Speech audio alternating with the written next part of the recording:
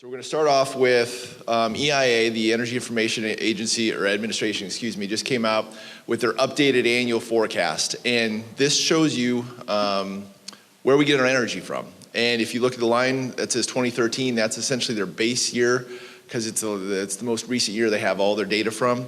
And then it goes out to 2040. And I put this up there just to make the point that if you add everything up, the base year, you find that we got about 81% of all of our energy from fossil fuels. You fast forward to 2040, it goes down to 80%. From 81 to 80%.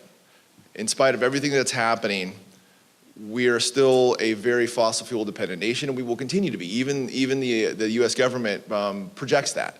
And it's just because of the sheer scale of what we're consuming and what we're using. I mean, yes, solar is growing exponentially, especially in the Southwest and the Southeast.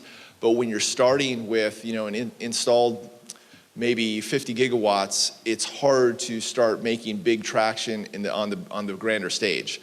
But at the end of the day, you see gas going up, you see coal staying about the same, and you see liquid fuels, hydrocarbon fuels, slightly declining. And most of that is not pure crude. Most of that is NGLs. Now, this is my public service announcement I use, I swear to you, every single time I speak. 3 months ago, I spoke to my daughter's first grade class, and I used this slide. And it's because I don't care if you're 6 years old and you just started first grade back in the fall, or if you're 95 and you've been teaching civics your whole life. We've all been led to the same conclusion that the United States is has an energy scarcity issue. The United States is a glutton. We consume too much for how much we produce and so forth.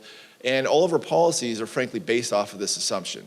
And this may or may not have been true in the past, but these are the facts, and this is why even to an audience of industry folks, I put this out there, because it's incumbent upon all of us to make sure everyone we're near, everyone we know understands this, because this is what is shaping certainly our federal policies and to a lesser extent our state policies. But if you look at what technically recoverable resources we have, that means the geologists have gone out there and said it's here, I can taste it, I can touch it. And then their friends across the hall in the engineering department have said, okay, and we can get it out of the ground with the off-the-shelf technology we have right now. We've got over 100 years of gas, we've got over 200 years of oil, and almost 500 years of coal. If you take it one step further to in-place resources, meaning that the geologists have said it's here, taste it, touch it, but present technology level of engineering isn't quite there to pull it out of the ground. But obviously that curve is moving every single day, thanks to the engineering prowess of this country. We've got almost 600 years of gas, over 500 years of oil, and almost 10,000 years of coal. Not a misprint, 10,000 years of coal. We have the largest energy resource base in the world. We are not an energy poor country. We have more energy than any other country, not Saudi Arabia, not Russia, not Venezuela, not Mexico, not Canada. And I know that even people in the industry sometimes, because you're focused on, spudding wells or moving hydrocarbons from point A to point B, don't necessarily appreciate this. But that's kind of the point of why I'm sharing it with you, is because I need you all to, share it with your neighbors, share it with your family, and make sure people appreciate this. Because our policies assume that we are nowhere near the top. And our policies reflect a country of limited resources, and that's a big disconnect between reality and what Washington especially is serving up for us. So when we started the current study on looking at the prospects for further Utica development and the regional development, we look at some factors that's going to affect this development. And we started from my next slide from regional factors. But then when this research evolved, I understood that we can't avoid talking about global factors, because this is what is affecting industry regionally right now. It's a price of oil. And obviously price of natural gas and natural gas liquids and condensate, but this is very much a perceptual economics, as everything in our life. And people are looking at the price of oil as indicator. What is going to happen to this industry in the next year, 2 years, 5 years? So I'm not going to talk about the old factors, and I will tell you just the difference and why we're looking at the global prices. When locally we say that the Henry Hub versus Marcellus or Utica hubs where the natural gas are sold, there is a huge difference between these two prices. Through almost most of the 2014, except the very end, it was a big convergence between the prices. Henry Hub was in the vicinity of $4, and the Marcellus Utica at its best times was at $2, and now it drops way below $2, and it's a little bit above $1. So even though the natural gas prices in the United States, and I would say in Americas, converged from the oil prices, they're not so closely affiliated as in Europe and in other countries in the world, because of we live in a perceptional world and because of other connections that I will try to show you in my presentation. We do look at the oil prices. So I will try not to repeat what Andy said, but in this play, regional Utica and regional Utica Marcellus, we look more closely at the natural gas liquids because we're not so rich in oil, and we already know the benefits of the dry gas. And when the prices for dry gas dropped below $2, the companies started to look at the wet gas areas, and that happened around the beginning of 2014. So you know what happened in 2014 was oil prices collapsed, companies kind of reconsider. And I hope to think that they already re-strategized, because during the fourth quarter and the first quarter of this year, it was really hard to talk to companies. They were all very kind of within their business and remaking their strategies in light of the fall of prices. And our hope is that they know now what they're doing. So this solar threat is something that we're all kind of looking at, and the gas industry should be aware of. And the question is this a serious threat? Is this something that could take away a significant chunk of gas demand and really hurt where all that extra demand is going to come from? And so I wanted to look at what was going to happen in solar and just do some basic math, just back of the envelope math, and see what that means. This is our forecast for solar PV build, and we're actually, we tend to be a bit more bullish than most forecasters on this. And having said that, we've tended to underestimate build in the US. So it's tended to do a lot better. 2015, we're looking at something like 8 gigawatts of solar being built this year. 2016, next year, just before the investment tax credit expires, or shrinks, actually doesn't expire, we're looking at a massive boom as everyone tries to get in under that kind of line and get their tax credit, up to 11 gigawatts by then. These are big numbers. This is a lot of installed capacity. Obviously, you're only going to get a 20% load factor out of that, but it's still a big number, and it's already got all of the utilities very stressed. So it's certainly going to have a big impact on the power business and the utility business model. It already is having an impact on that. If you look at California, they're already hurting from this in the middle of the day. If you look at Germany, they have negative prices at 2 in the afternoon because of this problem, because they've built so much solar. That is coming to California soon. We might see that in other states as time goes by. So I put the numbers together to find out what that means for gas. So how much additional solar would we need to install to offset power sector gas demand growth? Now, if you remember, we kind of said peak, we're looking at installing maybe 10 gigawatts in 2016. Year on year, to offset power gas demand growth in 2016, we would need to install something like 35 additional gigawatts of solar on top of that 10 for it to completely offset gas demand growth. So by doing this back of the envelope, I was just kind of trying to see what the risk was. Like, to what extent, if we saw a 50% increase, we got to 15, would it have a massive impact? Well, not really. We would offset maybe a sixth or even a tenth of power gas demand growth. So the reality is this isn't an enormous threat to gas at this stage, unless we see a massive decrease in solar costs, an extension of the investment tax credit, or some other thing that results in huge install numbers like this. Gas looks pretty well insulated from this situation, and it looks like we're still going to see big growth for gas from the power sector, no matter what happens with solar. Now, the reason I focus on solar rather than wind is I think solar is the one that's really got the potential to really boom.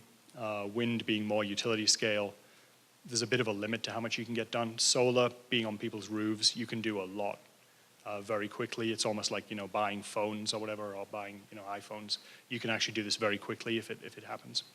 But I think the risk is low, and it looks pretty safe for gas. For power and for utilities, this looks really quite horrible. So this is very bad news for the utility industry.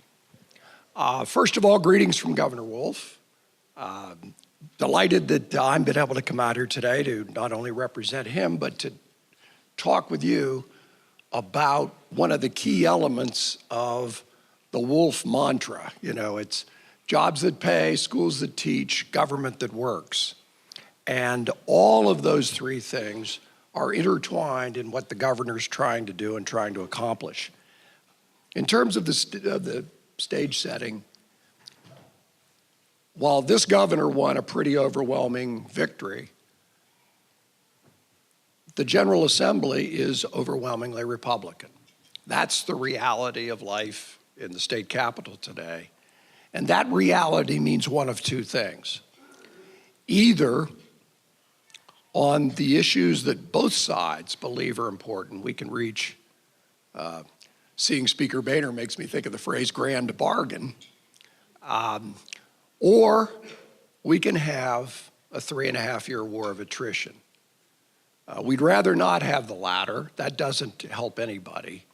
What we'd really like is to reach some sort of an accord with the Republican majorities while sticking, to our fundamental values and also making sure that those on the other side of the table maintain theirs. That's the game. That's the issue.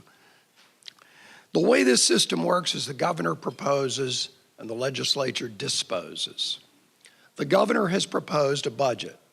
It's in many ways a transformational budget. It's not just tinkering around the edges. This guy, while he was running his own business, was also a policy wonk, and he's read a lot of books and he's done a lot of thinking. And quite frankly, I find it a little daunting to work for a guy who has a Ph.D. from MIT. So he's very thoughtful and very smart. What he decided to propose wasn't kicking a can down the road, tinkering around the edges, papering over a deficit, little more money for the schools. He proposed a big, major change in the way Pennsylvania does business. And since he's a businessman who also served as Secretary of Revenue, he had some pretty strong thoughts about what he thinks is an equitable tax system. And that's what he's proposed.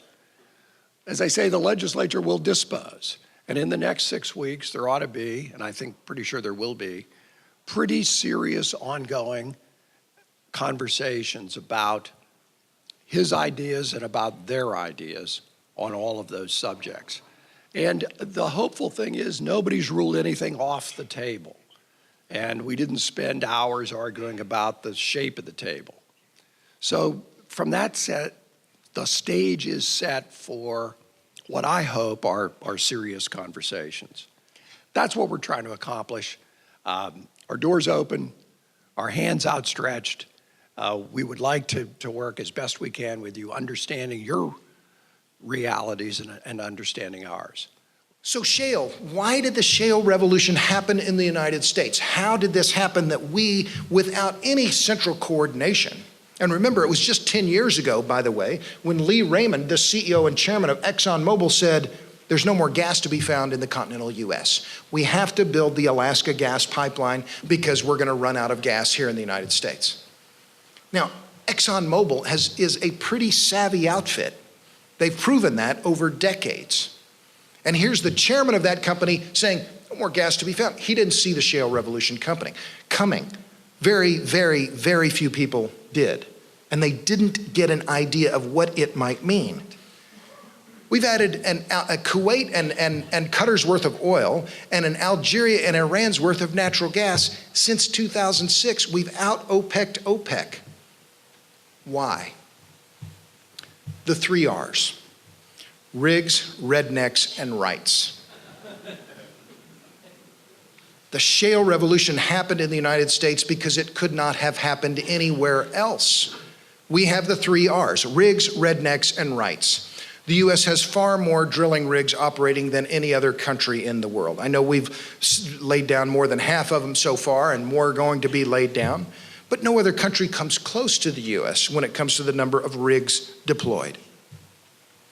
Rednecks, and I use that term respectfully. I've been in the oil patch. I'm from Oklahoma. These are my people. You can have all the rigs in the world, but if you don't have the skilled personnel to operate them, if you don't have the skilled personnel to drive the trucks, to do the hydraulic fracturing, to do all the geology, all the work that is behind getting hydrocarbons out of the ground and to the marketplace, the welders, all of these personnel that have the key skills needed, you're not going to be able to produce hydrocarbons at all. Rigs, rednecks, and perhaps the most important factor, rights. The U.S. is anomalous in that it allows allows landowners to own the minerals beneath their feet. No other country allows it. The shale revolution did not happen on federal land. It's a good thing because under the Obama administration, as we saw this morning in various presentations, the number of permits that have been allowed on federal land under the Obama administration has dropped precipitously. The shale revolution happened on private land. Why? Because the landowners that own the mineral rights, and of course there's split estate issues here in Pennsylvania and all around the country, but the mineral owners know that if they allow drilling on their property, they're going to get at least 12.5%. They're going to get an eighth, no matter what, of the value of the minerals that come out of their property. And if they're skilled negotiators, they could get a lot more than that. And they might get a signing bonus on top of it. Without mineral rights, the shale revolution would not have happened. The shale revolution could not have happened anywhere else in the world. Shale is abundant. It is the most abundant form of sedimentary rock on the planet. Shale is abundant. The ability to tap shale, the ability to wring oil and gas out of shale is rare.